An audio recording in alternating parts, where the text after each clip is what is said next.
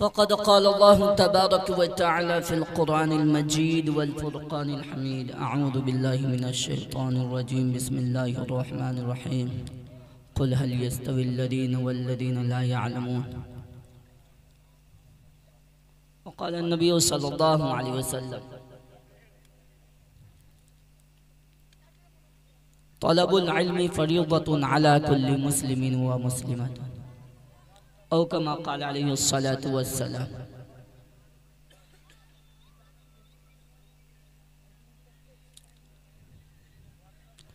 Stage पर रौनक जलवा अफरोज असातीन इल्म व फज़ल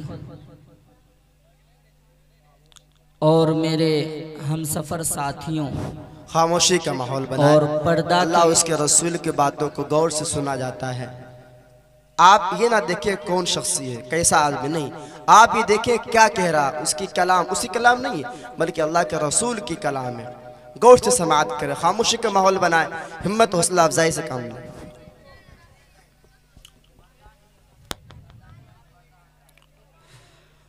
मुहतरम हजरात, अल्लाह तबारक व ताला इंसान को पैदा करता है तो बेइल्म पैदा करता है,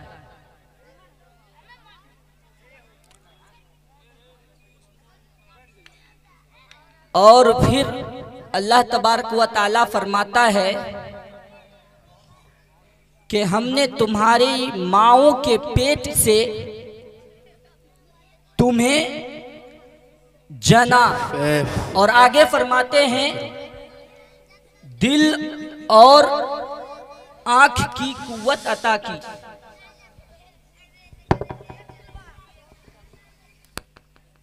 गोया कि ये कहना चाह रहे हैं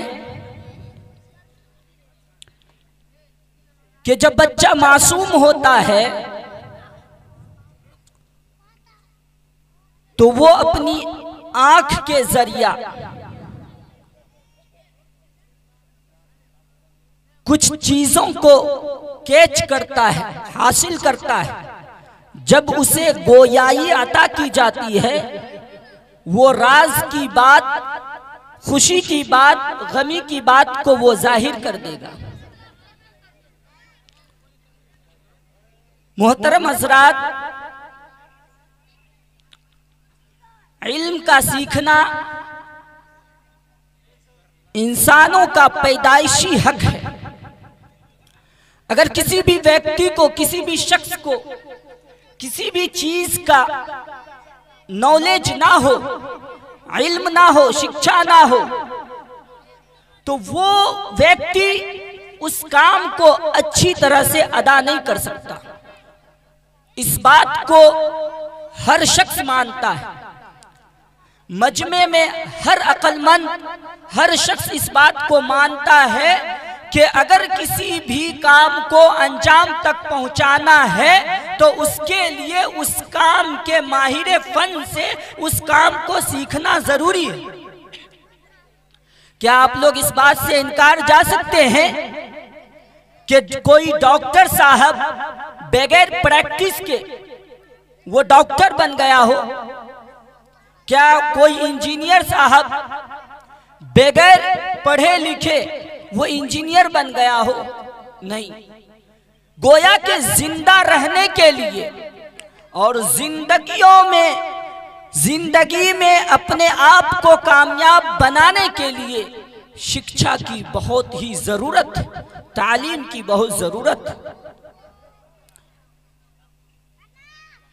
और तालीम के अक़साम में बयान किए जाते हैं।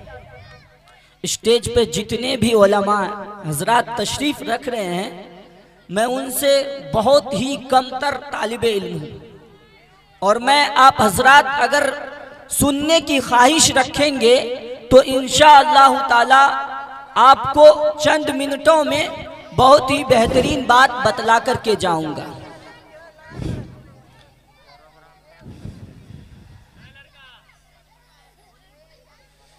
इन बच्चों को खामोश कर दिए। आज से तकरीबन 200 साल 250 साल पहले अंग्रेजों की एक पॉलिसी बहाल हुई थी। वो पॉलिसी ये थी, दीनी इल्म को दुनियावी इल्म से जुदा कर दिया जाए। ध्यान से बात समाप्त फरमाएंगे कि अंग्रेजों की पॉलिसी क्या थी। मशवरा में तय हुआ कि इस्लामिक मुल्कों को अगर कमजोर करना है तो याद रखो दीनी इल्म को दुनियावी इल्म से जुदा करना पड़ेगा। अगर ये मुल्ला लोग, ये टोपी वाले, ये कुर्ते वाले दीनी इल्म के साथ दुनियावी इल्म हासिल करना शुरू कर दिया और ये इतने सालों तक बास ममालिक पर हुकूमत कर चुके हैं, और अगर इसी तरह रहता रह गया तो यहूदी कहते हैं कि हम तो पहले ही दुनिया से खत्म हो जाएंगे। तो उसने क्या किया, दीनी इल्म को दुनियावी इल्म से जुदा कर दिया। फितना क्या बर्पा हुआ, फितना क्या बर्पा हुआ, उलमा हजरात दुनियावी इल्म से नाआशना हो गए और आवाम उखरवी इल्म से नाआशना हो गए। दोनों को दूसरे इल्म की कुछ मालूम नहीं और एक दूसरे की दोनों बुराई करने लगे। माफी के साथ मैं कहूंगा कि आज हमारे मिंबर रसूल से, आज हमारे मंचों से उलमाए हजरात के जरिए एक बात जोरों शोर से बतलाई जा रही है और इतना जोरों इतनी उस पर जोर दिया जा रहा है कि दुनियावी इल्म को बिल्कुल कमतर समझा जा रहा है। और फिर कॉलेज वालों से कहा जाए तो फिर कॉलेज वाले कहते हैं कि ये मुल्ला, ये मौलवी, इसे क्या पता है। असल में ये पॉलिसी थी अंग्रेजों की कि अगर कोई डॉक्टर दुनियावी इल्म को हासिल करेगा और उखरवी इल्म नहीं रहेगा, उसे तो दुनिया की तरफ ले आकर के इस्लाम से फिर जाने के लिए कहूंगा तो वो फिर जाएगा। और अगर ये मौलवी जिसे पुश और पुल का मतलब पता नहीं है, ये कॉलेज, ये जो है ना ब्लॉक का और ये ऑफिसों का चक्कर मारता रहेगा और दुनियावी डिग्रियों को हासिल न करने की वजह से, दुनियावी डिग्री को, दुनियावी शिक्षा को प्राप्त न करने की वजह से ये हमेशा दुनियावी माहौल और दुनिया के समाज और दुनिया के रहन सहन से ये नावाकिफ रहेगा और हमेशा ये पीछे रहेगा। हजरत उमर रजी अल्लाह ताला अन्हु के ज़माने में हजरत उमर रजी अल्लाह ताला अन्हु ने फरमाया कि नुजूम का इल्म हासिल करो ताकि तुम खुशकी और तरी में बहरियाब हो सको। मेरे दोस्तों, अगर आप सुनने की ताकत रखते हैं तो अहादीस से और आसारे सहाबा से मैं कई ऐसी बातें साबित करने के लिए तैयार हूं जिसके बिना पर दुनियावी इल्म को सीखना बहुत ही जरूरी है। दलाइल एक तरफ और सामने देखी हुई बातें एक तरफ। आप हजरात बतलाइए, क्या आप हजरात ने हिंदी वाला कुरान देखा है कि नहीं देखा है? जो देखा है वो हाथ उठा करके कहे कि हिंदी वाला कुरान देखा। अंग्रेजी जुबान में भी आपने कुरान देखा, आप तर्जमा में भी देखेंगे।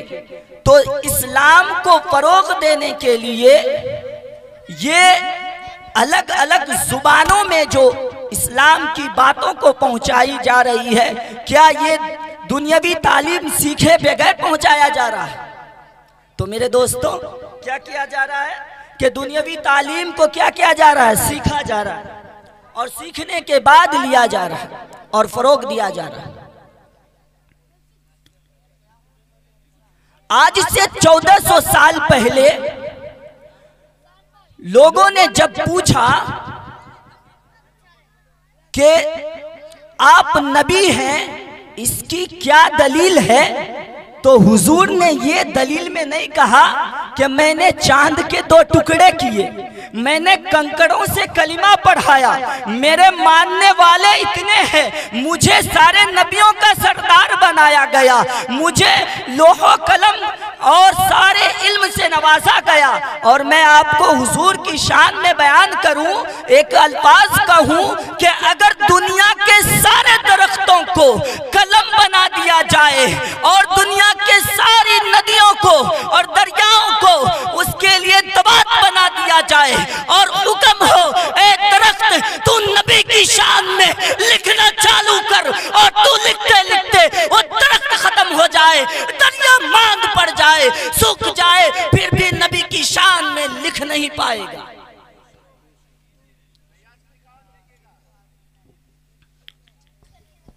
वो शान नबी नहीं बयान की। नबी ने क्या बयान किया? नबी ने कहा, अगर मेरी सबूत तुम चाहते हो तो मैंने तुम्हारे सामने पूरी जिंदगी गुजारी है, मेरी लाइफ को, मेरी पूरी जिंदगी को देखो तुम, ताकि 1400 साल कोई सरफिरा ये ना कहे कि किसी को साबित करने के लिए ये गैर मंतिकी बात कह दी है कि तुम अगर मुझे नबी नहीं मानते हो तो मेरी जिंदगी तुम्हारे सामने गुजरी हुई। मेरे दोस्तों, ये हुजूर सल्लल्लाहु अलैहि वसल्लम ने साबित किया। आज दुनिया के हालात बद से बदतर होते जा रहे हैं। आपको पता है, ये आवाम का एक तरफा नजरिया, जरा गांव के बुद्धिजीवी लोग, और खुदा करे कि मेरी बात, अल्लाह करे कि मेरी बात हर एक शख्स के कानों तक जाए, और मैं झिंझोड़ने के लिए आया हूं। मुझे कुछ आता वाता नहीं है, मैं ज्यादा पढ़ा लिखा आदमी नहीं हूं, लेकिन मैं आपको झिंझोड़ने के लिए आया हूं कि आवाम का एक अलग नजरिया उलमा की तरफ, उलमा का एक अलग नजरिया अवाम की तरफ, और इसी मकसद में तो यहूदी कामयाब है कि उलमा को अवाम से बदजन कर दिया जाए, अवाम को उलमा से बदजन कर दिया जाए। अगर इंजीनियर साहब से पूछिए दुआए कुनूत तो उसे नहीं आती, और अगर हम जैसे आलिमों से पूछिए, कोई अंग्रेजी, कोई साइंस की बातें, टेक्नोलॉजी की बातें, फिजिक्स की बातें हमें नहीं आती, तो बतलाइए हम उन दानिश्वरों को, उन डॉक्टरों को किस तरह इल्म पहुंचाएंगे, किस तरह दीन की खिदमत करेंगे। मुसलमानों, आज जरूरी है कि मुसलमान को बेदार होना है, उसे शिक्षा प्राप्त करना है। क्यों मेरे दोस्तों, क्यों शिक्षा प्राप्त करना है? आज से कुछ दिन पहले नू हरियाणा में 1208 घरों पर बुलडोजर चला दिया गया।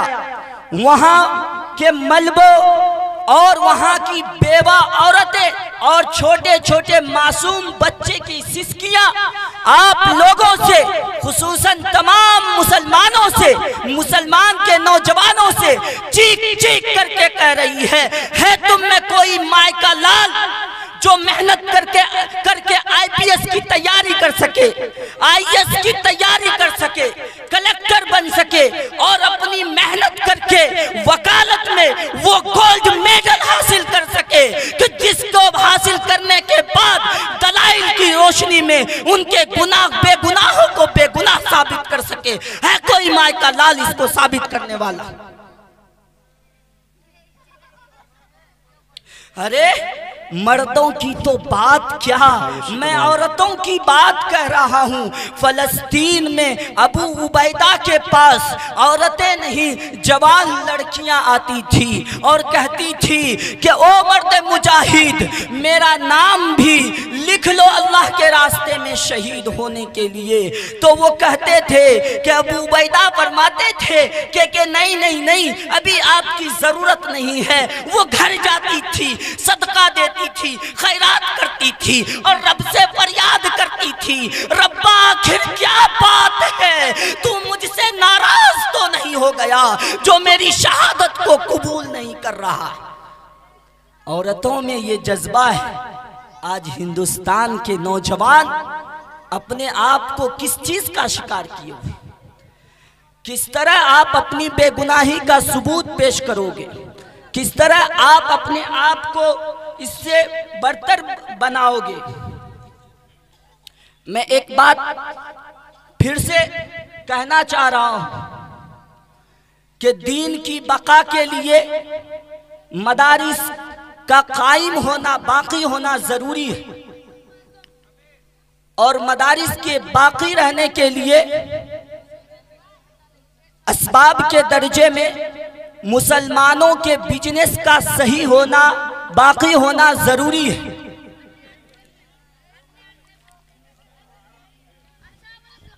और मुसलमानों के बिजनेस के सही होने के लिए, बाकी होने के लिए 2023 में 2024 में मुसलमानों के बच्चे का पढ़ा लिखा होना जरूरी है।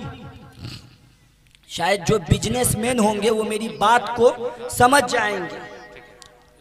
अगर आप लोगों का वक्त ज्यादा ले रहा होगा तो मुझे कह दीजिएगा, आप लोग को बोरिंग महसूस होगा, छोड़ देंगे। तो मदारिस की बका के लिए मुसलमानों के बिजनेस का सही होना जरूरी है। और मुसलमानों के बिजनेस के बका के लिए मुसलमानों के बच्चों का पढ़ा लिखा होना जरूरी है। और अगर पढ़ा लिखा नहीं होगा तो फिर आगे जाकर के क्या वो बिजनेस में काम करेगा।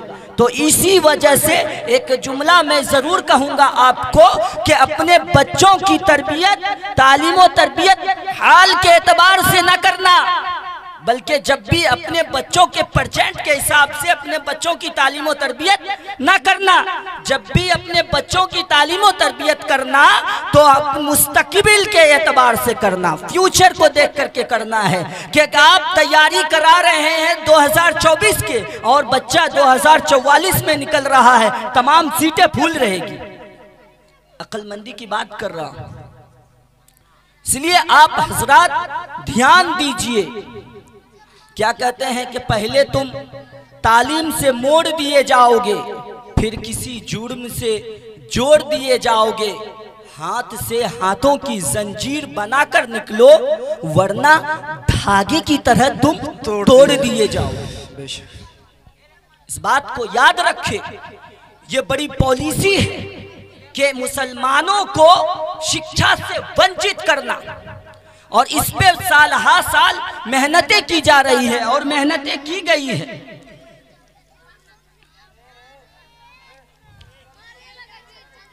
आप हजरात को समझ में आनी चाहिए।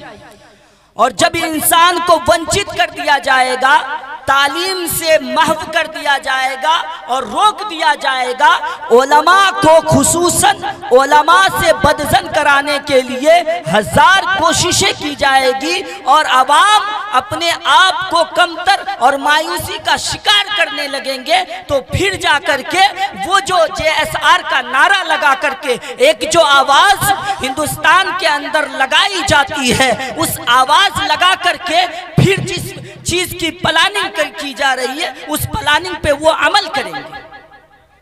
फिर आवाम देखती रह जाएगी, कुछ नहीं कर पाएगी। इसलिए मुसलमानों को अगर कुछ करना है तो अपने बच्चों को अच्छे IAS और IPS बनाने की जरूरत है। अपने बच्चों को अच्छे वकील बनाने की जरूरत है। अपने बच्चों को आलिम भी बनाए, वकील भी बनाए। अल्लाह का नजरिया अलग है कि एक मौलाना के IAS नहीं बन सकता, IPS नहीं बन सकता है, लेकिन बन सकता है।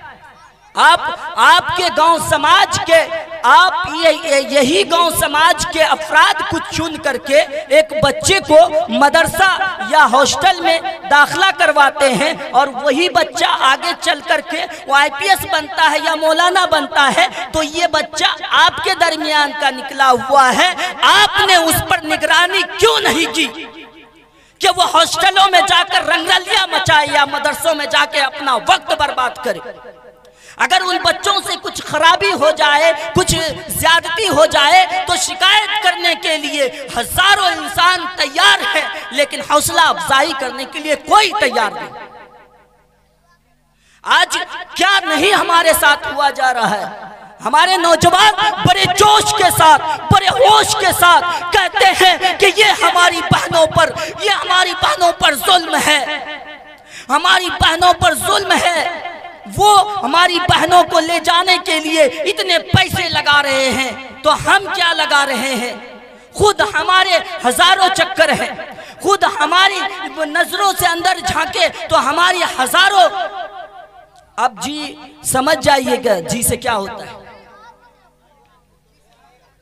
तो ये बात, तो आप जो ठेकेदार था, जो चौकीदार था गांव समाज का, वो आज सबसे बड़ा चोर बन चुका है। इसलिए गांव समाज के उन ठेकेदारों से, उन समाज के रहबरों से, उन मुखिया से, उन सरपंचों से मैं मुखातब करके कहता हूं कि अल्लाह के बंदो, अल्लाह से डरो।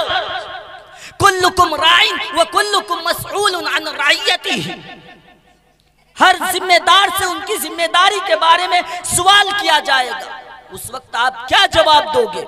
तो खुदा के बंदो, अगर गांव समाज के रुख को ले जाना चाहते हो, याद रखना, जितना जहर का असर दिमाग में नहीं फैलता है, उससे ज्यादा माहौल का असर दिमाग को बेअसर कर देता है। मानेंगे मेरी एक एक बात आप जरूर मानेंगे। और मैं इस बात को चिल्लाते चिल्लाते 8 साल 7 साल से कह रहा हूं कि जो नतीजे, जो व्हाट्सएप पे मैसेज और जो वो पिक्चर की बात और टेलर की बात जो वायरल होती है, वो एक साजिश के तहत जो ये होता है, ये सारे जो है ना हमारी गफलत का नतीजा है। हम अपने गांव समाज पर ध्यान नहीं दे रहे हैं। हम लाठी चार्ज कर सकते हैं, हम गालियां दे सकते हैं, हम ताने जनी कर सकते हैं, एक दूसरे की बुराई कर सकते हैं, लेकिन खुदारा किसी गरीब की मदद कर करके, किसी बेवाओं की मदद कर करके, किसी बच्चे की मदद कर करके उनको हाफिज, आलिम और कारी, IPS, IAS, डॉक्टर, इंजीनियर नहीं बना सकते। तो खुदा के बंदो, अगर तुम्हें कुछ नहीं आता है, अगर हक बोलना नहीं आता है, तो कम से कम हक तो सुनो। हक बोलना नहीं आता है तो हक तो सुनो। वो कहते हैं ये बदगुमा, ये कोई दिखाने की चीज होती तो मैं रख देता कलेजा चीर कर तेरे सामने। वो कहते हैं ना कि गूंगों को गिला है कि गलत बोलता हूं मैं, और अंधों को शिकायत है कि बदसूरत है चेहरा इसका। शायद आप नहीं समझे होंगे, उलमा हजरात समझे होंगे मेरी बात को। खुदा के बंदो, अपनी अक्ल को खोलो, अपने बच्चों को मकातिब की तालीम से जोड़ो। हर बच्चा मदारिस में नहीं जा सकता, हर बच्चा मदारिस में नहीं जा सकता, लेकिन हर बच्चा मकातिब में जाकर अल्लाह और उसके रसूल की बात, मोटी मोटी बात सुन सकता है, सीख सकता है। और सीख कर करके जब उसके पास कोई ऐसा मरहला आ जाए, कोई मीडिया वाले इस्लाम के मुतालिक सवाल खड़ा कर दे कि इस्लाम ने तो काफिरों को कत्ल करने का हुक्म दिया है, तो फिर कह दिया जाए कि यह आयत जिहाद से मुतालिक है। फिर कह दिया जाए कि अगर इस आयत पे इस्लामी ममालिक वाले मान लो बिलफर्ज के अमल कर लिया होता, तो तुम सब आज इस मुल्क को दूसरे मुल्क बनाने के चक्कर में नहीं रहते। उन्हें कहा जाए तो अपने बच्चों को इस्लामिक इल्म से और दीनी इल्म से नवाजा जाए, और उसे दुनियावी इल्म से भी नवाजा जाए। और अगर आप शिक्षा से अपने आप को दूर रखे रहेंगे और इसी तरह चलते रहेगा, तो याद रखो, जिस तरह हमारे ऊपर अति पिछड़ी नीचे जाति के लोग हमारे ऊपर चढ़ बैठे हैं, और ब्लॉकों में जाकर के और जगहों में जाकर के हम उसके सामने चक्कर खा रहे हैं, एक का कागज बना दो, एक कागज बना दो, एक कागज बना दो, और हम जलील हो रहे हैं, इसी तरह जलील होते हैं।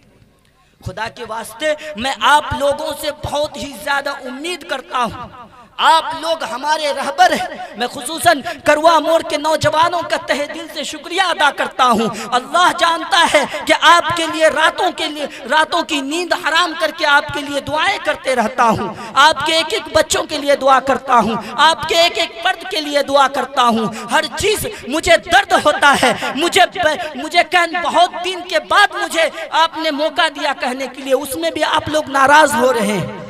मैं तो चाह रहा हूं कि आप लोगों के सामने उस हीरो को रखूं जिस हीरो को पाने के बाद आप कामयाब हो जाए। खुदा की कसम, मैं आपकी कामयाबी का मुखालिफ नहीं हूं। मैं चाहता हूं कि आप अच्छी तरह से पैसा कमाओ, आप बिजनेसमैन बनो अच्छे, और आप तालीम याफ्ता बनो, और आप कंट्रोल रखो।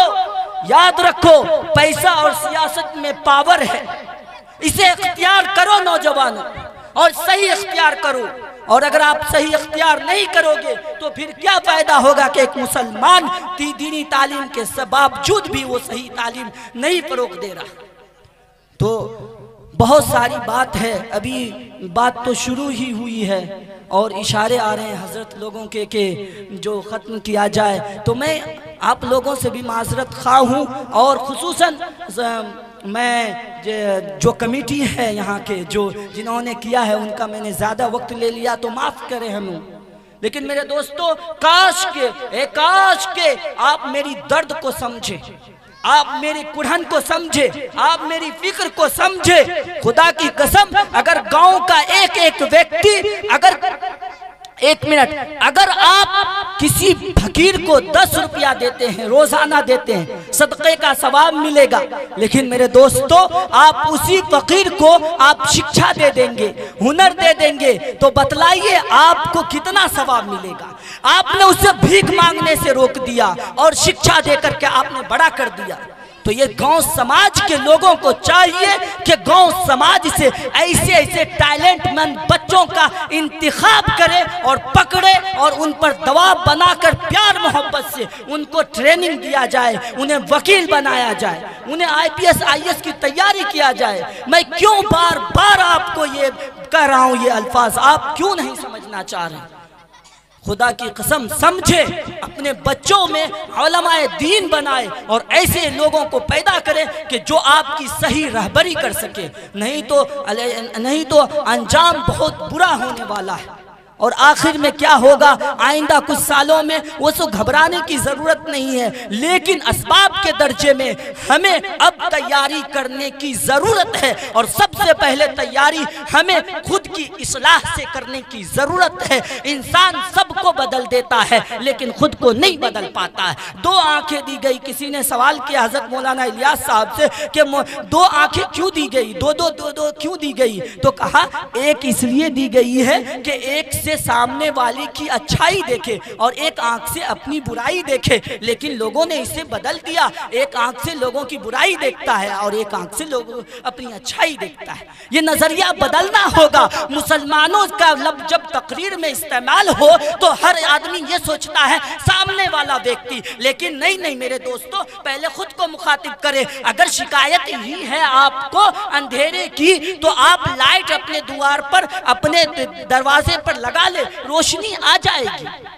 शिकायतें दूर हो जाएगी, रोशनी आ जाएगी। इसीलिए खुद की इस्लाह करें। और छोटी सी जो बात कही गई है, खुदा करे कि आप भी अमल करें और मुझे भी अमल करने की तौफीक दे अल्लाह। वमा तौफीक़ी इल्ला बिल्लाह।